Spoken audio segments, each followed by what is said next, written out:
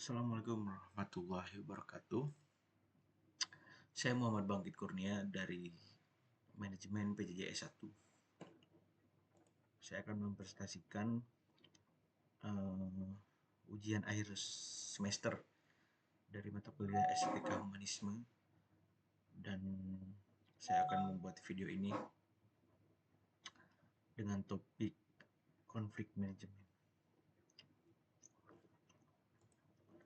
Baik, langsung saja. Saya akan mendefinisikan konflik manajemen terlebih dahulu.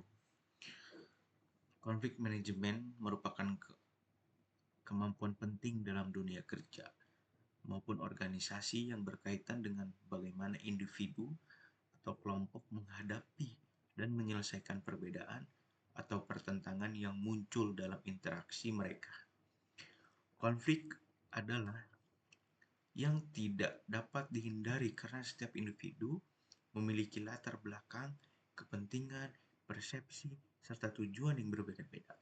Dalam konteks organisasi, jika tidak dikelola dengan baik, konflik dapat berdampak negatif terhadap produktivitas, komunikasi, dan suasana kerja. Namun demikian, konflik juga dapat bersifat positif apabila dikelola secara konstruktif karena mampu mendorong inovasi, memperbaiki proses kerja, serta meningkatkan pemahaman antar individu.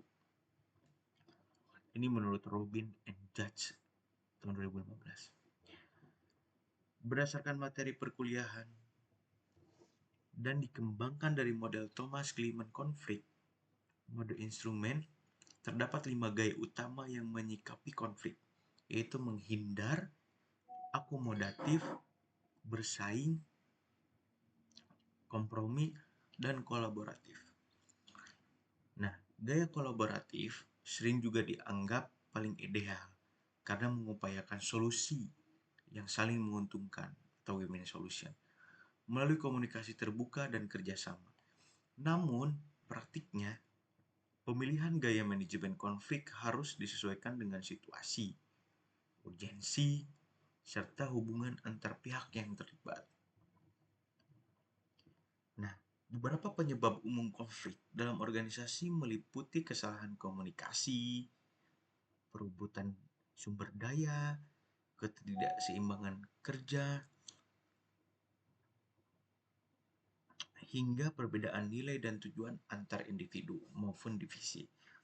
Oleh karena itu, langkah awal dalam manajemen konflik mengenali akar permasalahan, diikuti dengan menciptakan ruang diskusi yang aman, mendengarkan semua pihak, dan merumuskan solusi bersama.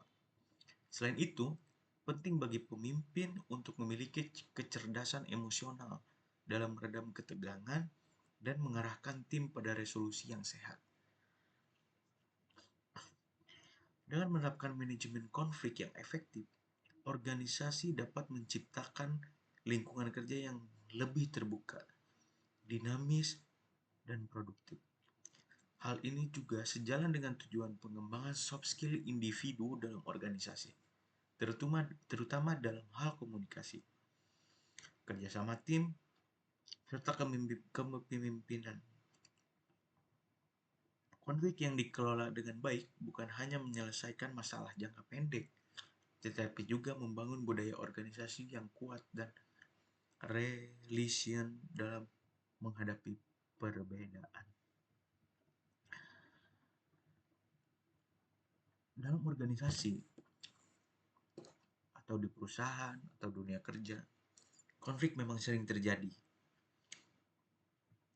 Entah itu konflik antar individu, konflik antar divisi, antar tim, bahkan antar pimpinan dengan bawahan, atasan dengan staf juga sering terjadi konflik.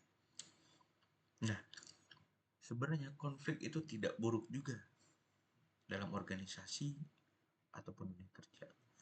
Karena dengan adanya konflik, kita tahu permasalahan yang ada. Kita tahu bagaimana menyelesaikan permasalahan ini dengan baik. Karena pada dasarnya, situasi yang aman belum tentu menciptakan suasana yang aman, belum juga menciptakan rasa yang aman. Nah, dengan konflik, kita, semua kita di dalam organisasi itu tahu gitu, apa saja yang dipermasalahkan. Entah itu dari kerjaan yang tidak adil misalkan, yang tidak merata, ataupun pola kerja yang tidak baik mengakibatkan daya kerja atau semangat kerja itu menurun. Itu bisa terjadi konflik. Nah, dalam hal ini bisa dikomunikasikan dengan baik dan terbuka, karena dengan komunikasi sebuah konflik itu akan menyelesaikan permasalahan yang ada.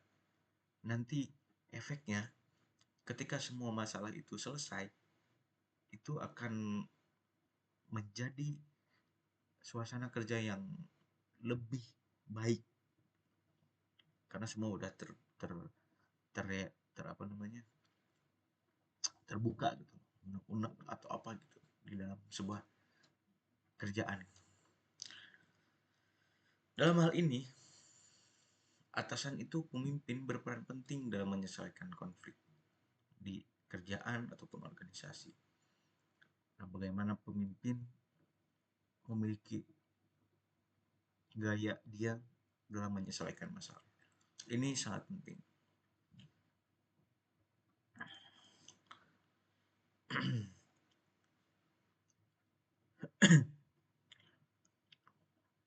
Tapi konflik juga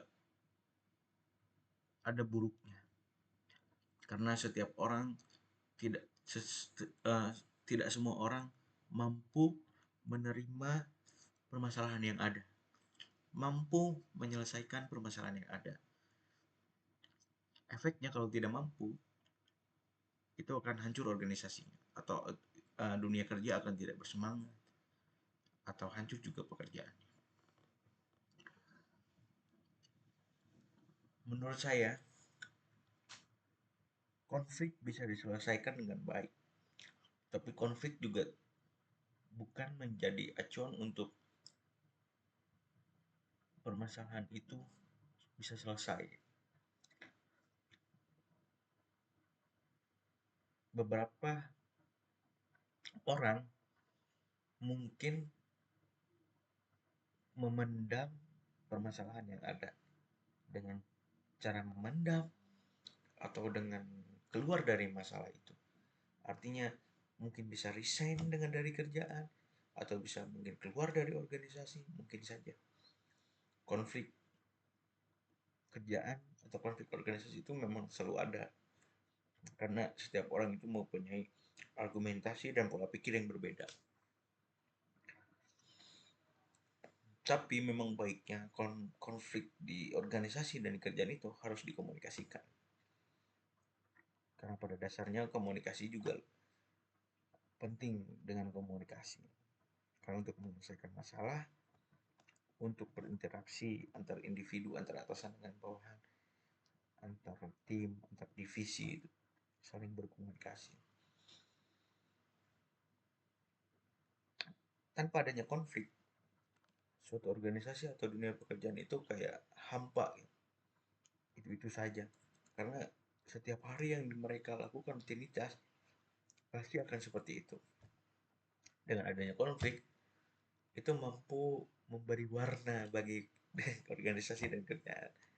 Kalau kita melihat dari perspektif yang positif dari konflik tersebut, jika kita melihat perspektif dari negatif di konflik tersebut, maka dunia kerja itu kan membosankan. Itulah saya memilih topik dari konflik manajemen, karena ini sangat berkaitan dekat dengan dunia kerjaan. Seperti itulah. Terima kasih atas ujian akhir semesternya ini. Semoga kita diberikan kesehatan dan